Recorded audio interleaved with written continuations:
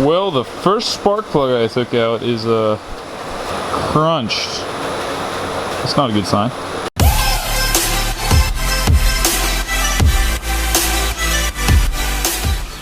Alright, let's talk about the shenanigans that's been going on back here and changes that are going to come for the S13. So, I don't know if you realized in my last video, but that white twin turbo 300ZX that I had, that Z32, that wasn't in the video because I actually ended up getting rid of that, which is pretty funny because the whole point of going out to where this car was to pick that car up.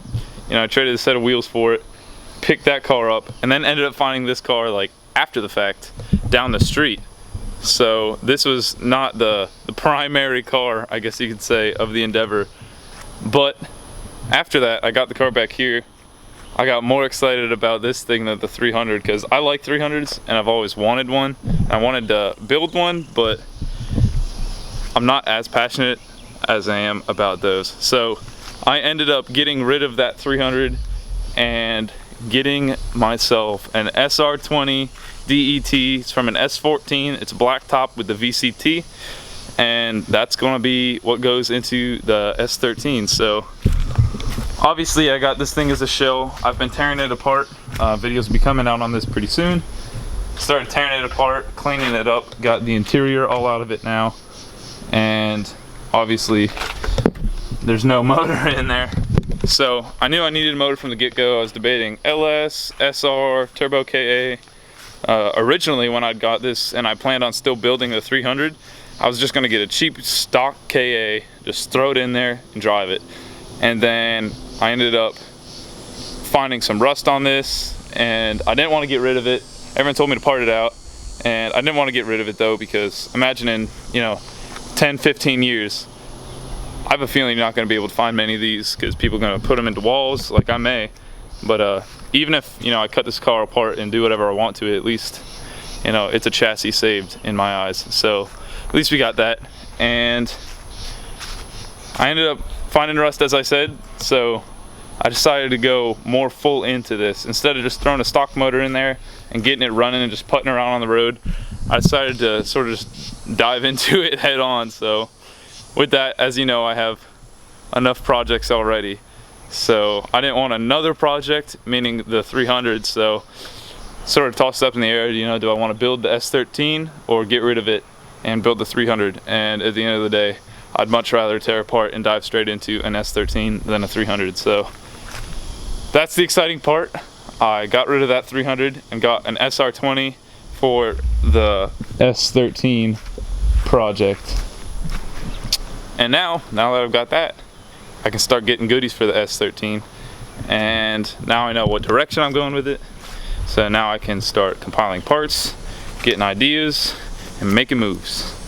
Alright, that's going to be it for the S13 update. Little update. Everyone came back to the house for the baseball game, making some tacos. I'm out here going to do a compression test on the motor. So just started getting it apart, just got the bolts off.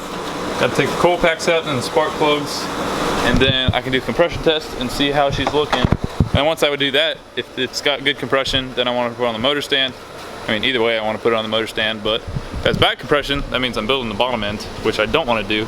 But he said it was a good motor. He sent me a video of it running in his car, so it's gonna be fun. I don't know how well the camera's gonna pick this up, but yeah, you can see it's got some Japanese writing on the coil packs. Not sure what that means. I'm gonna make a post on Instagram, see if anyone can translate that for me. Probably just means like first, second, third, fourth is my guess, but I don't know, pretty cool. Well, the first spark plug I took out is crunched. That's not a good sign. Alright, second one is out and it just looks like it was really rich or something. I don't know, it's got a lot of carbon buildup on it, but it's not smashed like that one. Final wrap up for the night. I ended up getting all the spark plugs out. The other three looked alright, like I showed. That one did not look so good. So I'm gonna just go ahead and do the rings. Oh, come on, focus, why don't you come over here? Tomorrow, I'm gonna go ahead and get it up on the motor stand. I took off the transmission, looked at it. It still has the stock the stock clutch and flywheel on there, which is sort of good because that's one thing the previous owner didn't mess with, which is good in my eyes right now.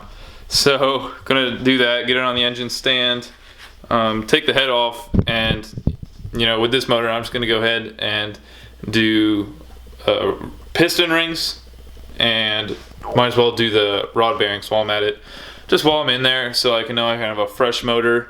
You know, not gonna oversize it or anything, just gonna put stock rods and stock pistons back in it, because I don't plan on going crazy with this SR, at least right now. I just want to get it running, get it in the car. And I've never built a motor from, you know, from a bare block, so this will be a good experience for me to you know, just get my hands dirty, get them in there and get things going together. All right, next day, like I said, today's plan is to get the motor up onto the engine stand. Let me show you real quick the transmission. It was dark out last night, so I didn't even try, but stock transmission and stock clutch, as you can see, clutch and flywheel there.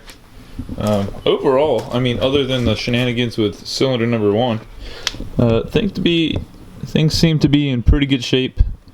Someone painted this intake manifold at some point with something metallic and it's gotten all over all the plugs and everything, but some acetone will probably fix that on the plugs, and I'll be repainting stuff like the valve cover and whatnot and cleaning everything up. But yeah, right now I just want to get it up on the motor stand, clean it off, and then I might bring it into my living room and start working on it. Alright, we got the motor up on the stand, drain the oil. Not a lot of oil in it, but it looks alright.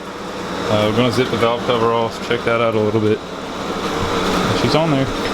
Aye, aye, Captain.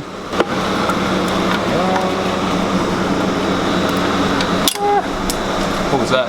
Oh, bolt. I have seen worse. There's a lot of oil sludge, but the rockers are all in the right place. I don't see any missing shims on these valves. It's pretty good. There's no scoring, that's just relatively normal wear. Yeah, I don't know why number 1's all dead. We'll find out soon.